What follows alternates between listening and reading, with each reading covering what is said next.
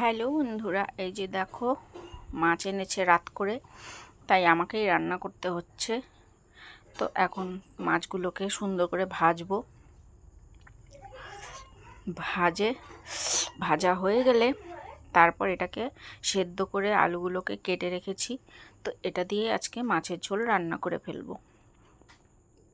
তো জিরা তেজপাতা ফোড়ন দিয়ে দিলাম, আলুগুলোকেও একসাথে ভেজে নিলাম। তারপর লঙ্কা মশলাটা দিয়ে দিলাম, লঙ্কা আদা জিরা বাটাটা। তো আজকে কাঁচা লঙ্কা দিয়ে রান্না করছি, তাই কালারটা এত সুন্দর হয়েছে। আর খেতে খুব ভালোই হয়েছে, কারণ কাঁচা লঙ্কার রান্নাটা দেখতে খারাপ হলেও খেতে খুব উপকারী।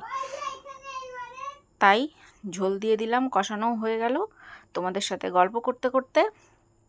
এবার মাছগুলোকেও দিয়ে দেবো। ঝোলটা প্রায় ফুটেই এসছে। এই যে মাছগুলো দিয়ে দিলাম, আর সাথে কিছুটা ডিম দিয়ে দিলাম। তাই যে ঝোলটা ফুটলেই আমার হয়ে যাবে মাছের ঝোল। গরম গরম ভাত দিয়ে রাত্রের ডিনারটা আমরা সবাই সেরে নেব। তোমরা থাকলে তোমরাও পেতে। তো ভালো লাগলে লাইক কমেন্ট করে পাশে থাকবে। টাটা।